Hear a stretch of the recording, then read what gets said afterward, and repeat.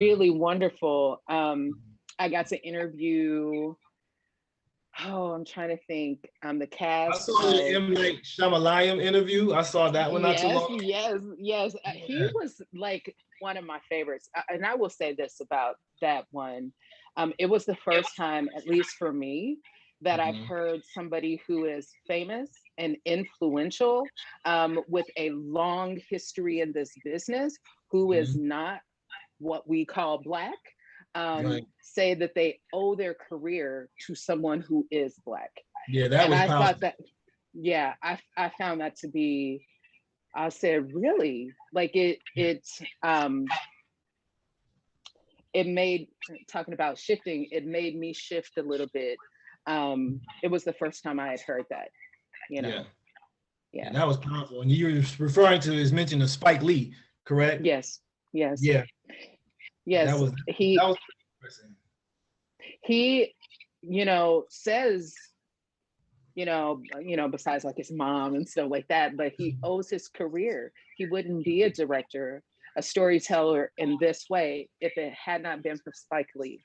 And but not even, oh, I like Spike Lee's work, but he is saying somebody who looks like me, He did say who that.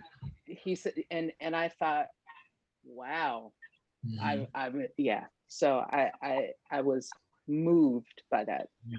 Right, and those are the moments that I know that you really cherish. I felt that actually as well, because when we look at just the history of film, Oscar Micheaux, I believe was his name, one of the early black producers that was very influential in telling our story and our narratives, in a way that the world can get a new perspective, and I'm sure that those are things that you look for. Like you talked about blackness and how you want films to depict our story in a way that is accurate, that is balanced and fair, and that's so important because I mean when we look at a lot of the movements that are artistically based from the Harlem Renaissance in the United States to like the Black Arts movement, we can see how art is so important in telling our story, and I think people can look, at that or really overlook it, and what do you see really as one of the main purposes of art and particularly film? Like what have you found film and art to really do in your criticism of it, and then in the experience that you have now? Like how do you look at film differently now, or do you still have the same outlook of film in Hollywood, so on and so forth? Well, I'm going to say, I try to experience film the way I did as a kid.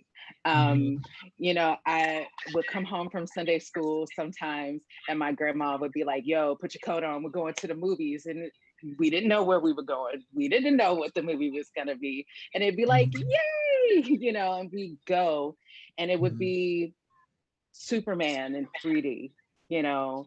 There was one Sunday, I'm going to tell you this story. I don't know if this is the platform, but I'm going to tell you anyways. We did this, and my grandma was like, let's go to the movies. And we didn't know what it was. And it was Eddie Murphy Raw. Oh wow! Right. Oh. And it was like, and this is one of those times where a movie gets embedded into your life, right? And because we were like always talking about coming from church and going to see this movie. Right. That's a contrast right there. So but when I was a kid, I watched movies with an open heart. Mm-hmm. And I think most people watch movies with an open heart, and most of the time with an open mind. Some of the experiences I've had around Princess Bride, around Neverending Story, these movies, Mm-hmm. it shaped me. Like these are movies that I forced my own children to watch, and they're like, "What is this old? This technology? What is this?" Right. That's hilarious. But the way that I think of movies, and this is to your question, is that movies, I believe, are the chief way by which we are conditioned. It is entertainment, but movies in particular are the chief way that we are governed. I believe the number one purpose of movies is to propagandize. Oh, yes. For good or bad, right? Because you can use that for good, right? But I don't think it's always for good. And so I think this is the reason why I have to say, let me develop a set of standards for the way I look at movies. Because most people treat movies the same way they treat TV, as the boob tube, right? We diminish movies, and so we don't take them as seriously as we do education, or the judicial system, or the spiritual system, or any of but the entertainment. And I think because of that, it is the cheap way by which they get in here and tell us who to be and how to be. Right. Yeah.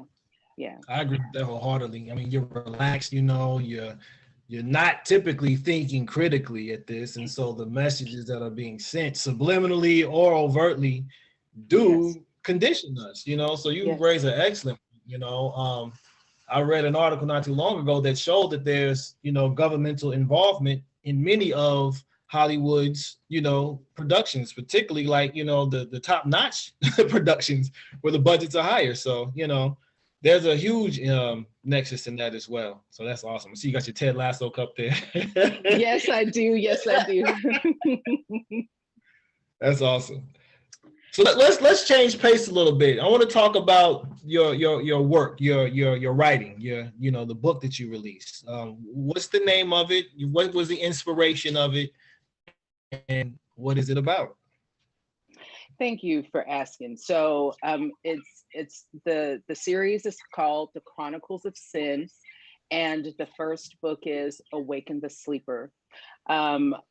It's about a woman who is a vampire, who has a grudge against God, and through the process of the story, returns. So what brought this forth? Like, this was just idea, inspiration comes from? Yeah, I'm gonna speak broadly. It was inspired by a specific event in my personal life, but we'll keep that off the table. But I'll speak broadly about how life itself challenges our faith. And I found myself in a place where, I said, you know what, God, I'm gonna go away from you right now because I can't. But I'm gonna ask you to hold on to me because I know I'm gonna come back. And in the time when I let my faith go, let my pursuit of God go, I was sleeping all day. People wasn't safe with me. Like, you could put your heart over here and I was breaking it. Like, and one day I said, I'm a vampire, I was kind of a leech, an emotional leech. There were all these things that I was doing that I felt was outside of my intent or the kind of person I want to be, right? And so I had to write it out. And so I gave my character vampirism as a metaphor for loss of faith, but also vampirism as an opportunity to think about Blackness outside of time. We think about Blackness outside of all the stuff, the colonialism, outside of white barbarianism or brutality, outside, like, just think about it outside of all of that. And Right. I took vampirism as an opportunity to do that. And so this woman was human, and she was the intended Kandake of Kush. Her vampire name is Sin, Cyn, but her human name was Suda, which is the word where we get Sudan, right? Okay. Yeah, and yeah, just so going through time Wow. and it just being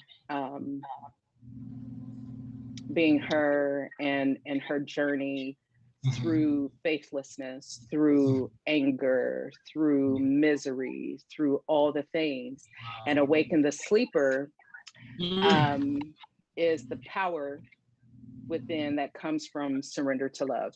Yeah. Wow. I was going to ask you, what would be the intended outcome of the book, but you just pretty much summed it up. I mean, that's life. Life will have you go into skeptical moments, doubtless times, and that's the beauty of the journey, though. The dark night of the soul, Really, I look forward to the release of that. What genre is this? More like sci-fi for you? Yeah, so it's a sci-fi fantasy. I mean, it's like vampire-y stuff going on. I mean, like she's, biting necks and stuff. So it's like it's happening. Yeah. No doubt. Honestly, this is a book that I released some years ago. I self-published it, but then I re-released it last year as an ebook. These are experiments for me, and so I was a part of a writers group for many years, for about 4 years, and I wanted to be traditionally published. I was like, I don't know about you cats, but I want an agent, like The Thing. I want to be on this escalator, and everybody else was like, the world has changed, Lonita. You publish your own book, keep your monies, and so I published it as an experiment, and during the time when at that time I wasn't strong in pitching or anything like that, and then the market was also oversaturated with vampire properties, and so even potential agents who were like, oh, that sounds interesting, I might want to see that, they were like, nobody's touching vampire properties at all, right? And so it was an opportunity for me to understand how self-publishing works. And so I did that some years ago, and then I re-released it as a digital book to understand the process of publishing a digital book. Yeah. That's awesome. So who would you say have been your inspiration in terms of literature? Who have you looked to as, a source of inspiration? That's a hard one because I have not read a lot of fiction. My reading had typically been nonfiction, right? I like a good textbook, so that was hard. That was a challenge. A part of what I put into my book, and mind you, I wrote this at least 10 years ago, probably longer than 10 years ago. And at the time, I wanted to make this commentary about the way Blackness is utilized in art, while simultaneously being outside of that conversation, which is really kind of wonky. But at that time, there were a couple of things that I was thinking about in terms of interracial dating, or and this is before Shonda Rhimes, right, who depicts a lot of interracial characters. But looking at Will Smith movies, I was a huge Will Smith fan, and I started noticing after Enemy of the State, where he played opposite Regina King, he started not playing opposite Black women, the higher his star rose. Right. And I found that to be very interesting. And so I wanted to kind of think about that in my narrative.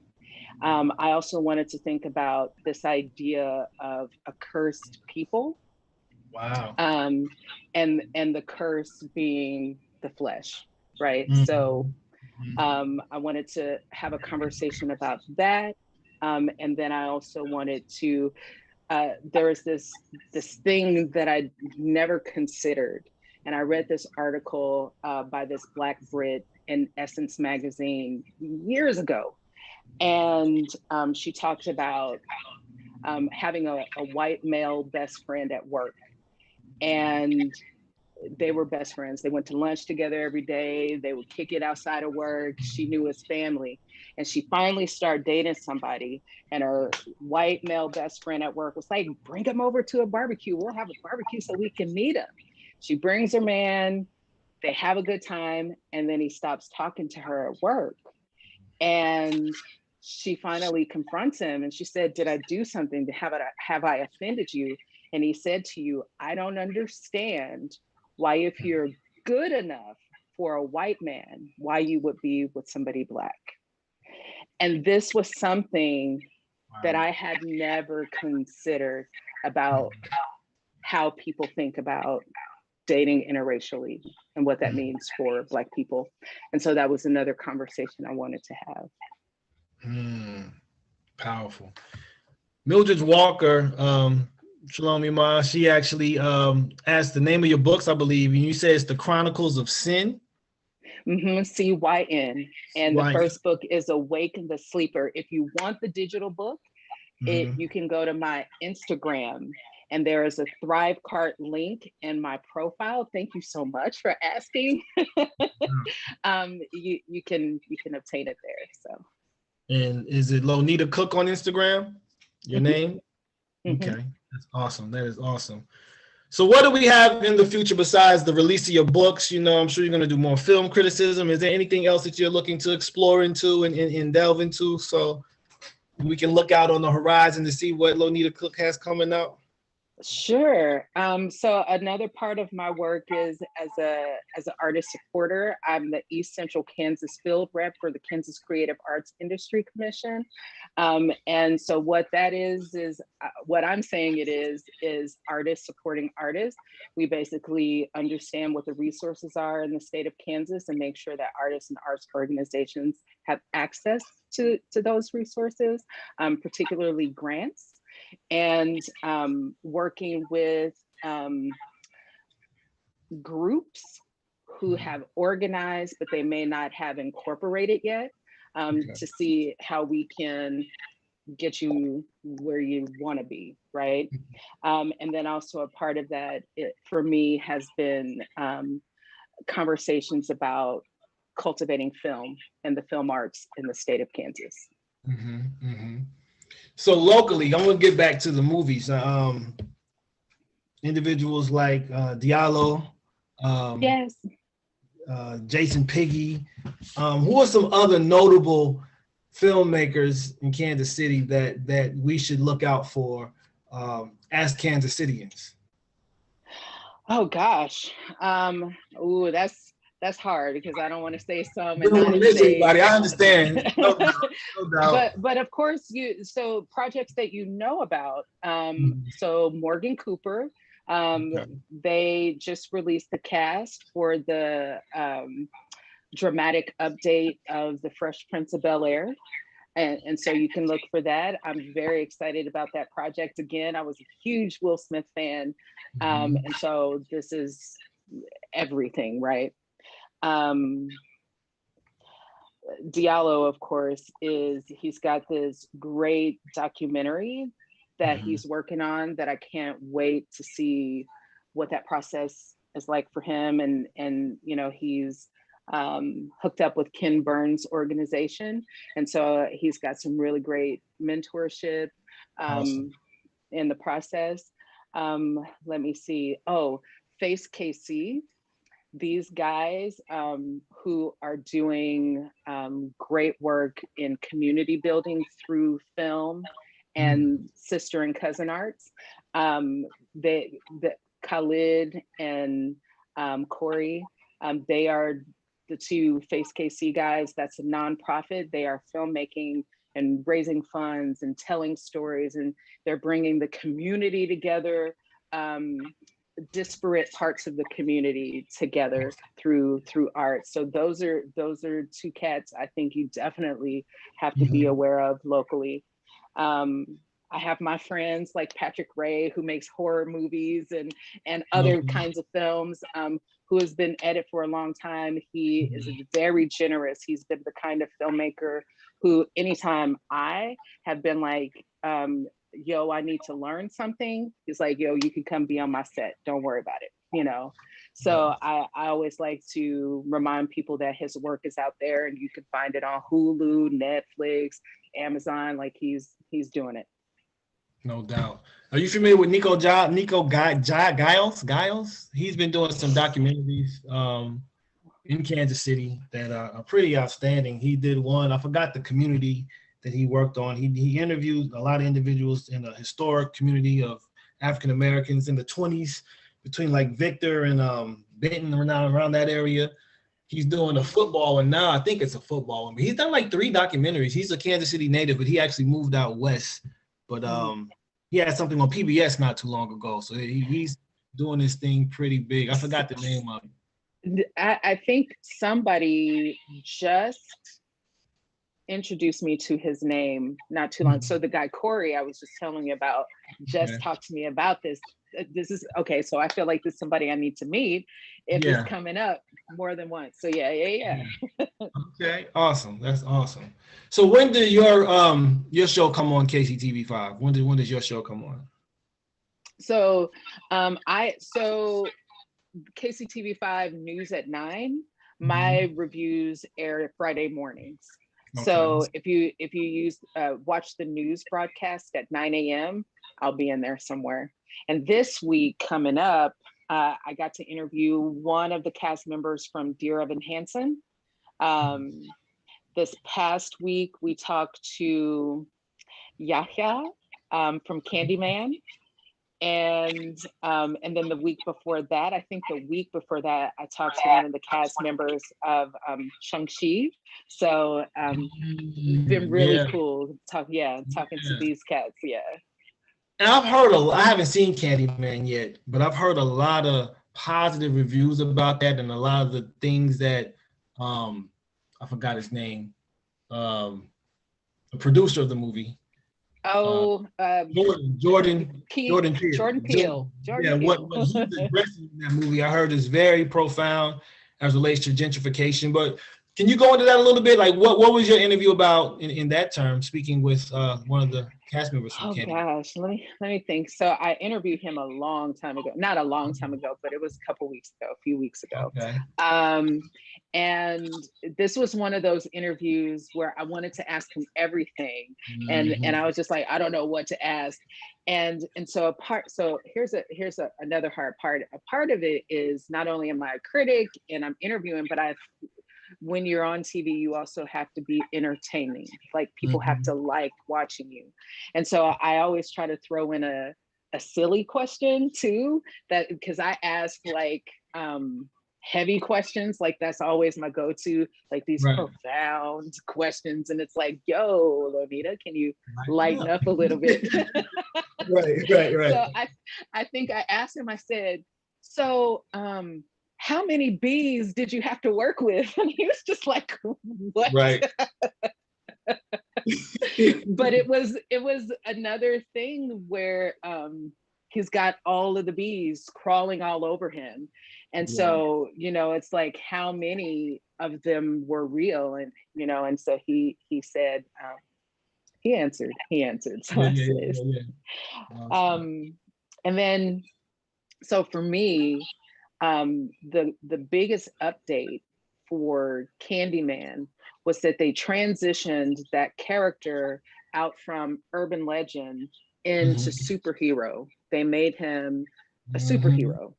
Right. And I asked him, what that meant for him, to be a part of transitioning the conversation. Yeah. Yeah. That's profound. Definitely have to get into that movie. Awesome. Yeah. So, and if you are looking, because I do other reviews at blackbeebuzz.com, BEE. This is where, if you're interested in my perspective on Blackness and how Blackness is depicted, you want to go to blackbeebuzz.com. And there is a tab called the cookie test. And this is me kind of developing my criteria for what I think is beneficial for Black people.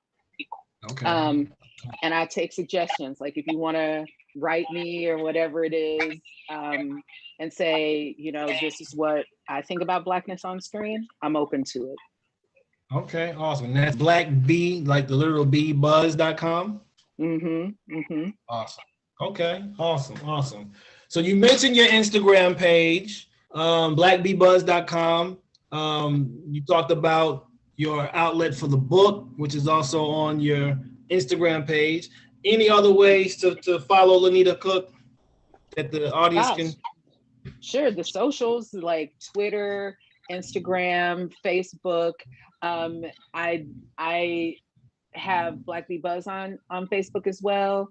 I don't have like a public figure page. I don't see myself. I don't think I'm there yet. So you just send me a friend request. Okay.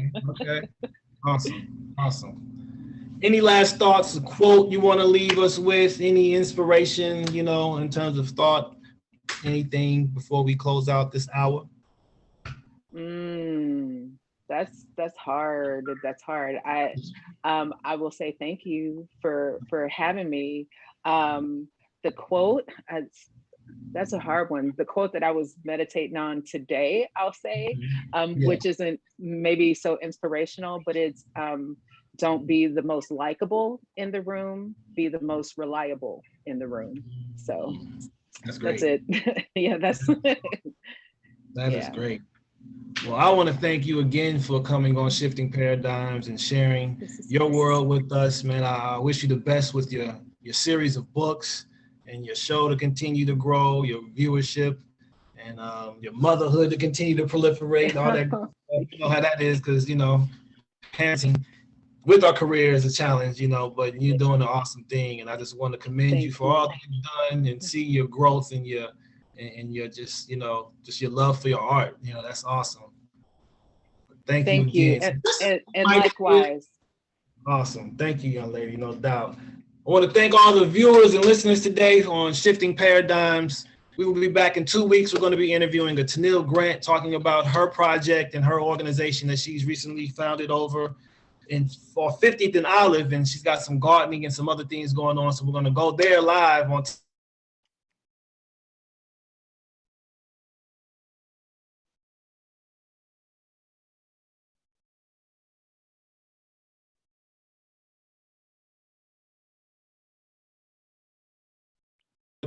we're signing off this particular hour. We will be back shortly, a couple weeks. So tune in.